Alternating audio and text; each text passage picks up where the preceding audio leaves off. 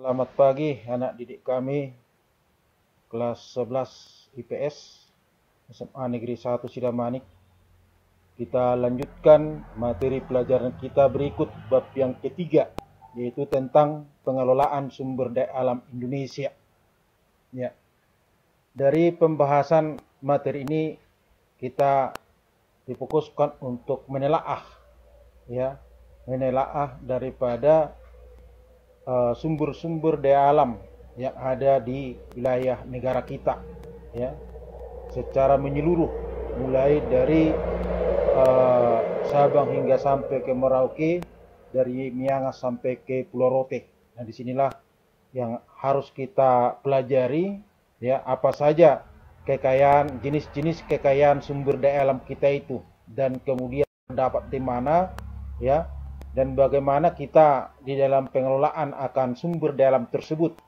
Ya, apakah artinya pengelolaannya sudah dapat dikategorikan secara maksimal sehingga memungkinkan bisa digunakan untuk seluruh lapisan masyarakat Indonesia, atau mungkin ya hanya beberapa bagian saja yang sudah memungkinkan bisa dikelola secara baik ataupun secara modern, ya.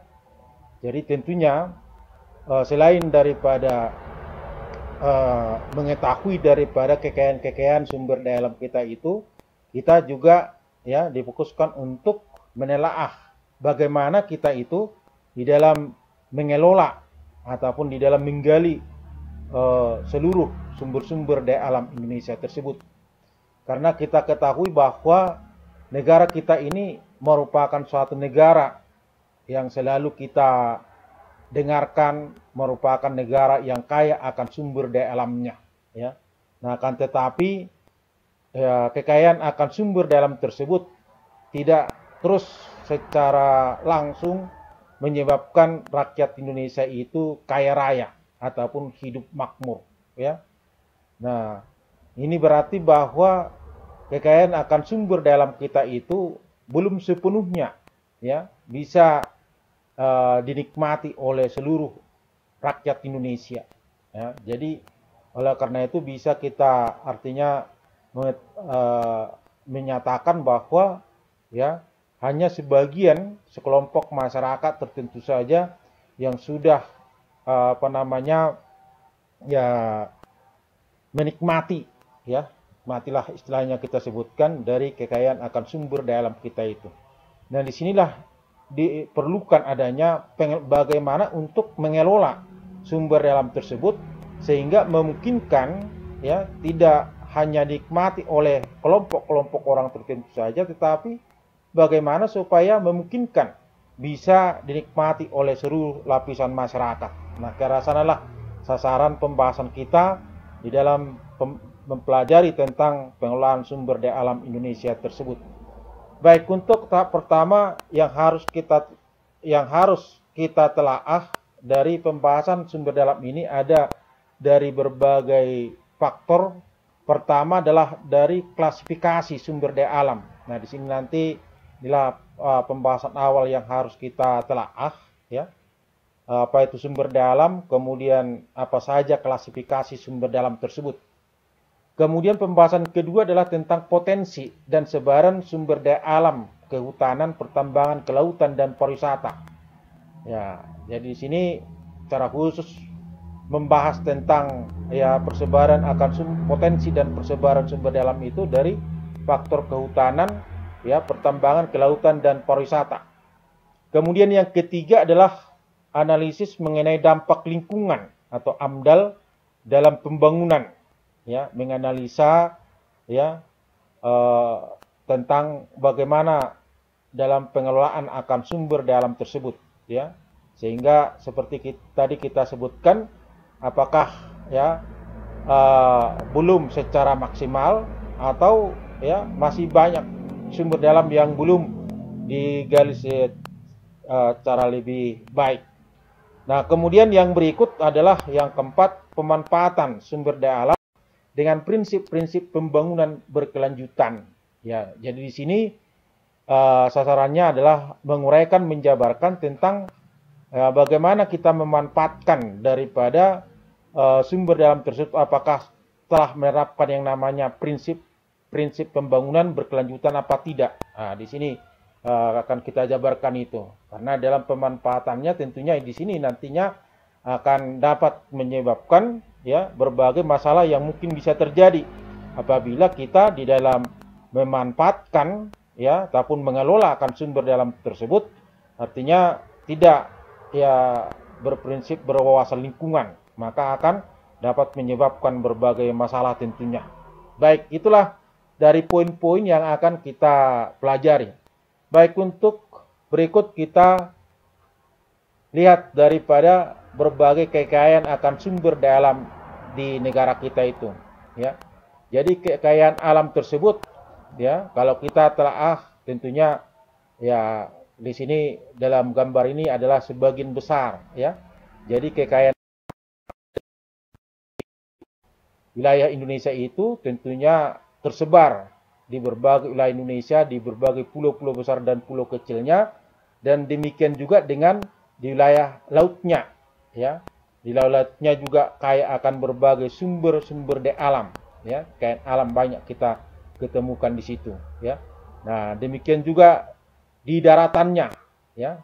Nah, daratan di sini perhatikan ada apa namanya panas bumi, ya. Kemudian ada hutannya, kemudian ada barang-barang tambangnya, ya, dan lain sebagainya. Tentunya masih banyak lagi yang belum terlihatkan di dalam gambar tersebut. Nah, baik, pembahasan tentang klasifikasi sumber daya alam, ya. Pertama adalah dari segi pengertian sumber daya alam. Apa yang disebut dengan sumber daya alam itu, ya. Nah, sumber daya alam itu potensi yang terdapat di alam yang dapat memberikan manfaat bagi kehidupan manusia untuk meningkatkan kesejahteraan hidupnya. Potensi alam tersebut dapat berupa benda mati ataupun non-hayati seperti air, tanah, udara, sinar matahari, bahan galian ataupun barang tambang, dan potensi alam berupa benda hidup yaitu seperti hewan dan tumbuhan. Baik, jadi dari pengertian yang disebutkan di sini bahwa sumber daya alam tersebut mencakup seluruh potensi yang ada di alam tentunya, ya. Potensi. Nah, potensi ini tentunya merupakan apa? Kekayaan, ya. Jadi kalau sumber daya alam itu juga bisa disebut sebagai kekayaan alam, ya. Jadi kekayaan alam tersebut tentunya dia tersebar di berbagai wilayah, ya, di berbagai wilayah di mana kalau kita lihat dari segi persebaran daripada sumber daya alam tersebut, tentunya ada yang kaya akan berbagai satu jenis sumber daya alam tertentu, kemudian ada daerah lain yang memiliki ataupun kaya akan satu jenis sumber daya alam yang lainnya, ya. Jadi tidak secara keseluruhan, ya, wilayah negara kesatuan Republik Indonesia itu potensinya itu ya sama, ya. Jadi potensinya itu berbeda-beda, ya, berbeda-beda tergantung daripada ketersediaan akan kekayaan alam yang ada di wilayah tersebut, ya. Jadi beraneka ragam, ya, beraneka ragam akan potensi akan alam itu, ya. Dimana dari potensi tersebut tadi ada berupa benda mati, ya kan? Ada berupa benda hidup, ya kan? Benda mati itu ataupun yang disebut dengan istilah non hayati itu meliputi air, ya, tanah, udara, sinar matahari, ya, kemudian bahan galian. Jadi pada sifatnya akan sumber-sumber dalam itu ada yang mudah diperoleh, ya, kemudian ada yang sangat sulit ataupun harus dengan menggunakan teknologi tinggi untuk mendapatkannya, ya. Dan bahkan ada dari kekayaan sumber daya alam tersebut artinya bisa secara langsung kita nikmati, ya, secara langsung. Misalnya udara yang kita hirup, nah, ini termasuk juga potensi alam, ya, termasuk potensi ataupun kekayaan alam, ya. Kita tidak perlu untuk bersusah payah mendapatkannya, ya. Tetapi kalau misalnya barang tambang, terutama yang berada di dalam tanah, ini tentunya kita harus menggunakan ilmu pengetahuan dan teknologi untuk menemukan daripada barang tambang tersebut. Karena tidak semudah yang kita bayangkan. Jadi oleh karena itu, untuk mendapatkan daripada sumber daya alam itu di alam, ada yang mudah didapatkan, ya, ada yang sangat sulit didapatkan, ya. Jadi oleh karena itu, untuk mengelola akan sumber daya alam itulah dibutuhkan ilmu pengetahuan, ya. Jadi tidak cukup hanya misalnya tenaga secara fisik saja yang kita gunakan untuk mendapatkannya. Jadi terutama yang diperlukan di situ adalah iptek, ya, iptek untuk bisa menggali dan mendapatkan daripada sumber-sumber daya alam tersebut. Jadi misalnya kalau sumber dalamnya misalnya terdapat di dasar laut, tentunya nggak mungkin hanya menyelam saja bisa kita dapatkan sumber daya alam tersebut.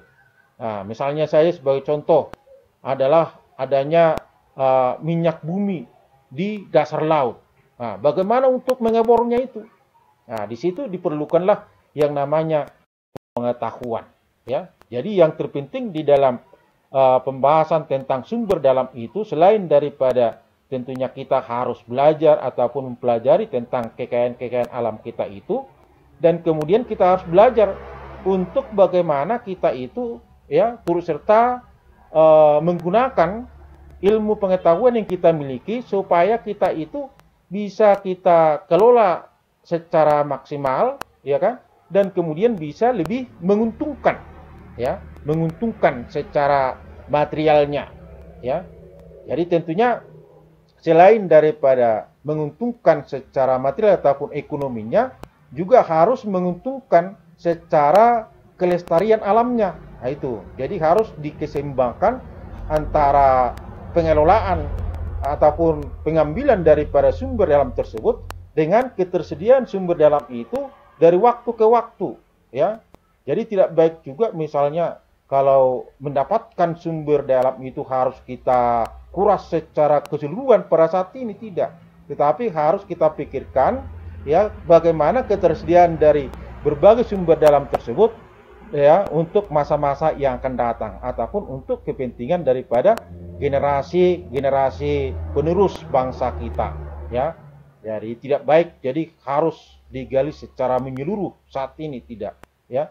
Tetapi tentunya tidak baik juga kalau misalnya sumber dalam tersebut, ya, sampai saat ini misalkanlah dibiarkan begitu saja karena kita tidak mampu menggalinya. Nah, itu termasuk juga, ya, merupakan suatu kesalahan. Kenapa kita membiarkan, ya, ataupun kita tidak menggalinya? Nah, begitu. Jadi menggalinya itu artinya bagaimana kita untuk bisa mendapatkan, untuk bisa memenuhi kebutuhan hidup masyarakat Indonesia secara menyeluruh, dan kemudian bagaimana kita itu untuk artinya, ya, memungkinkan bisa dari waktu ke waktu bisa kita mendapatkan daripada sumber-sumber daya alam tersebut, ya. Baik, untuk berikutnya adalah pembahasan dari segi klasifikasi dari berbagai macam sumber daya alam tersebut. Ya, jadi dari jenis-jenis sumber daya alam tersebut, nah, itu bisa diklasifikasikan ataupun dikelompokkan berdasarkan daripada berbagai klasifikasi tertentu. Ya, yang pertama adalah klasifikasi dari berbagai macam sumber daya alam tersebut, ya, dari segi proses terbentuknya. Ya, proses terbentuknya. Yang pertama disebutkan ada sumber daya alam abiotik, ya, ada sumber daya alam biotik, ya. Jadi kalau sumber daya alam abiotik, ya, abiotik berarti di sini adalah merupakan sumber daya alam yang berupa dia benda mati, ya kan? Nah, sumber daya alam tersebut terbentuk berdasarkan proses alamiah, ya, dan membutuhkan jangka waktu yang lama untuk mengadakannya, ya, dengan intensitas tertentu seperti pembentukan minyak bumi, ya, batu bara, kemudian emas, ya. Nah, ini tentunya ada proses yang terjadi di alam, ya. Ada berbagai macam proses yang terjadi di alam itu. Di antaranya ada yang disebutkan melalui proses magmatik, ya. ada disebut dengan proses magmatik, ya. Terutama itu adalah pembentukan daripada barang-barang tambang logam, ya. Apakah itu emas, nikel, besi, ya. Ini disebutkan dengan terbentuk secara magmatik. Kemudian ada yang terbentuk secara proses alamiahnya itu adalah melalui daripada proses pembatuan daripada bahan-bahan organik yang tertimbun dalam tanah dalam kurun jangka waktu yang lama, ya. Kurun jangka waktu yang lama itu seperti bentukan bara, ya. Jadi kalau minyak bumi batu bara ini asalnya itu adalah dari ya sisa-sisa organik, ya, yang tertimbun di dalam tanah dalam jangka waktu yang lama yang sudah berubah menjadi, ya, khususnya untuk batu bara ini menjadi fosil, ya. Ya, jadi dari fosil itulah hingga membentuk daripada batu bara tersebut. Nah, itu yang disebutkan dengan sumber daya alam abiotik, ya, dalam proses alamiah pembentukannya. Kemudian yang kedua adalah sumber daya alam biotik, adalah sumber daya alam yang terbentuk berdasarkan proses perkembangbiakan, ya, dan membutuhkan waktu yang relatif singkat. Jadi misalnya kalau kita lihat di sini, misalkanlah kalau kita lihat seperti hewan-hewan liar, ya kan? Nah, hewan liar itu tentunya dia akan bisa bertambah dengan melalui proses perkembangbiakan. Ya, jadi bisa tetap ada dengan proses perkembangbiakan tersebut, ya. Perkawinan dari hewan-hewan itu sendiri, ya, sehingga mengalirkan anak. Nah, itu nantinya seterusnya tentunya akan terus ada sedemikian, ya, sehingga terbentuknya daripada sumber daya alam biotik tersebut. Baik, berikut adalah berdasarkan letaknya, ya, berdasarkan letaknya. Jadi kalau letaknya di sini menyatakan di mana kita ketemukan akan sumber dalam itu, ya. Apakah sumber dalam itu berada di atas permukaan bumi, ya, di atas permukaan bumi, ya, atau di atas di udara lah ini maksudnya, ya kan, dari atas, ya, seperti misalnya kita mendapatkan energi dari sinar matahari, ya kan, kemudian dari udara. Jadi udara ini, ya, matahari tentunya berada di atas permukaan bumi. Kemudian berikut yang kedua adalah sumber daya alam yang berada di permukaan bumi, ya, di atas tanah, ya. Seperti ada air, ada tanah, ya, ada area pertanian, ada peternakan, ada kehutanan, ya. Jadi artinya, ya, sumber daya alam tersebut bisa kita ketemukan, ya, di atas tanah, ya. Bisa dengan artinya langsung mengambilnya, seperti katakanlah pasir dari sungai, ya kan, bisa kita langsung ambil, ya. Kemudian dari tanah yang diolah, ini melalui pertanian bercocok tanam baru bisa kita dapatkan hasilnya. Itu apakah berupa padi, berupa jagung dan lain sebagainya dari hasil-hasil pertanian tersebut. Nah, kemudian yang berada di bawah permukaan bumi, di bawah tanah, ya, di bawah tanah. Ini kekayaan alamnya itu dari berbagai macam barang tambang dan mineral. Nah, kemudian berikut berdasarkan jumlahnya, ya. Dari sumber daya alam tersebut, ya, ada yang jumlahnya tidak terbatas, ya. Artinya jumlahnya itu, ya, tentunya tak terhingga, ya, banyak dia. Jadi nggak perlu kita khawatirkan habis sumber daya alamnya, ya. Ini seperti misalnya udara dan sinar matahari, ya. Udara dan sinar matahari ini seterusnya tetap ada, ya. Tetapi hanya yang dibutuhkan di sini adalah bagaimana kita untuk tidak menyebabkan, misalkanlah kalau udara itu bagaimana supaya tidak terjadi pencemaran, ya kan? Pengotoran udara itu harus kita jaga, ya. Kemudian berikutnya sinar matahari ini akan terus ada, ya, akan terus ada. Tapi kita harus menjaga bagaimana supaya, ya, sinar matahari itu ya tidak terganggu, ya, tidak terganggu.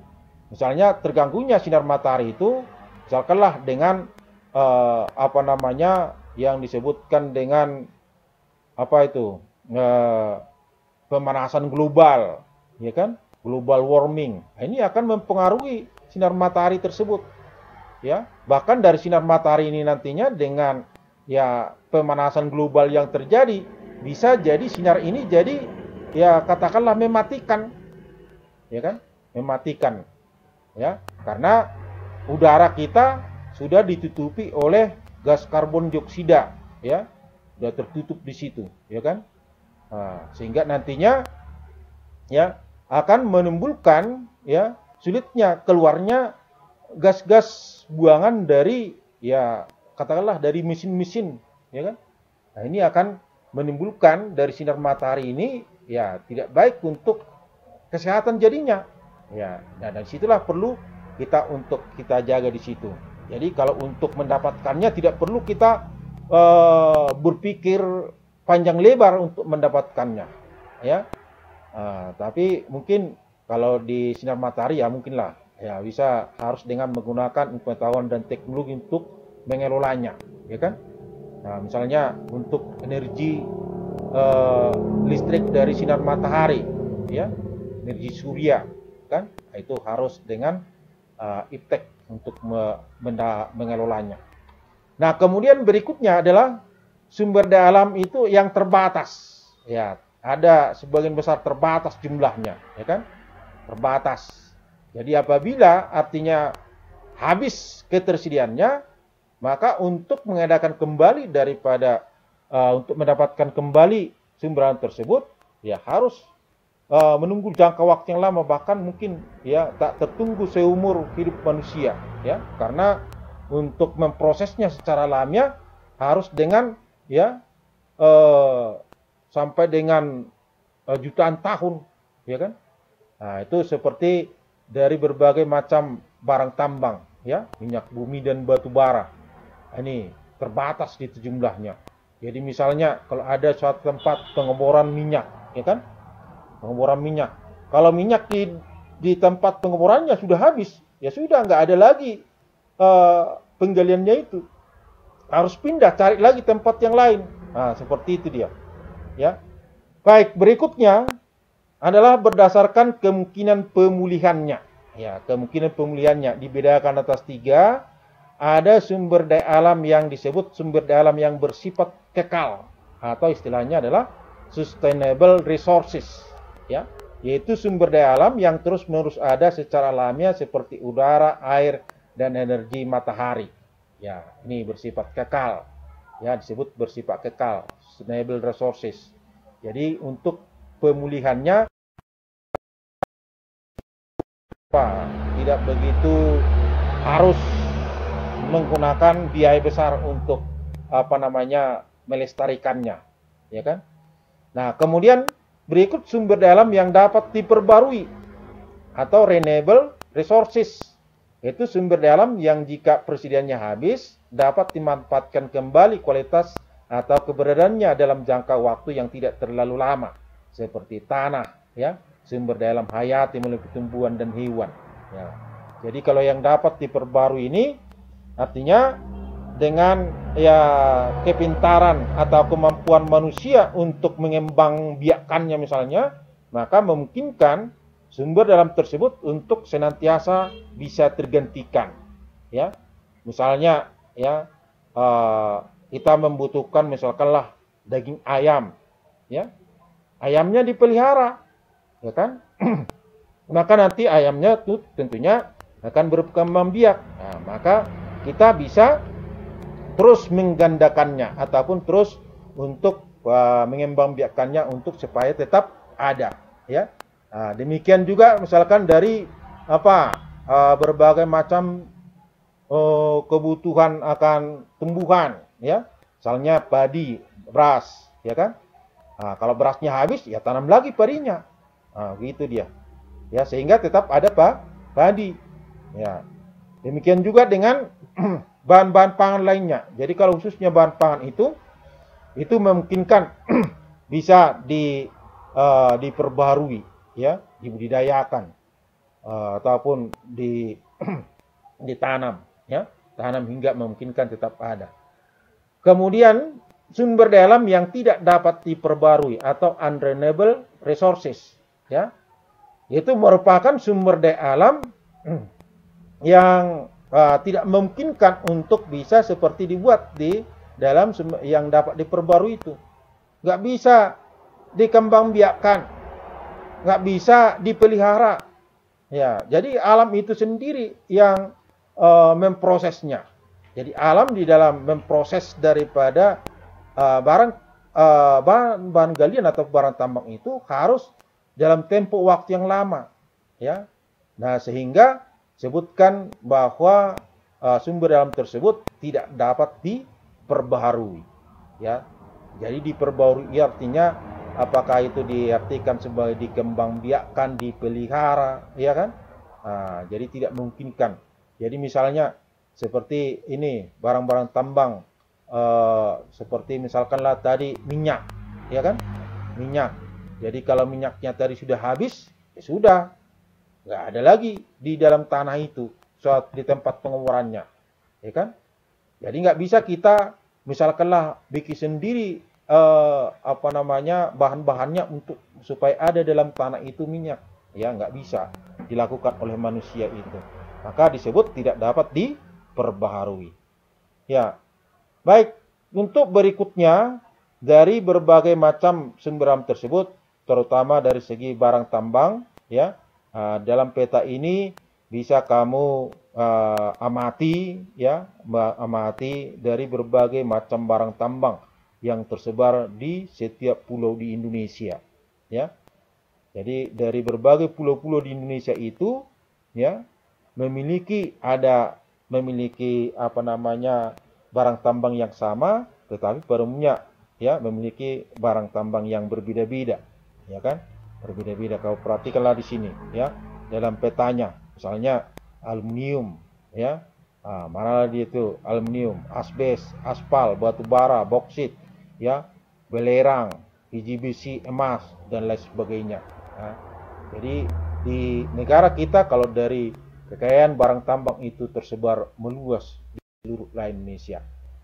Baik, berikut, ya, dari berbagai macam yang lainnya, ya, ini ada sumber-sumber dalam berupa vegetasi, ya, tanah, mineral, air, ya, kemudian hewan, ya. Nah, ini dari berbagai macam sumber-sumber dalam lainnya tadi yang kita uraikan, kita jabarkan. Nah, kemudian itulah merupakan pembahasan kita untuk tahap awal tentang klasifikasi sumber daya alam. Jadi untuk itu Anda diharapkan dapat memberikan jawaban dari dua pertanyaan yang kita berikan tugasmu di sini. Yang pertama adalah jelaskan pengertian sumber daya alam. Kemudian berikut jelaskan klasifikasi jenis-jenis sumber daya alam. Jadi tugas ini dilengkapi dengan peta dan gambar seperti, ya, tugas-tugas yang sebelumnya. Ya, baik, saya kira demikianlah pertemuan kita hari ini dan akhirnya Bapak ucapkan selamat siang.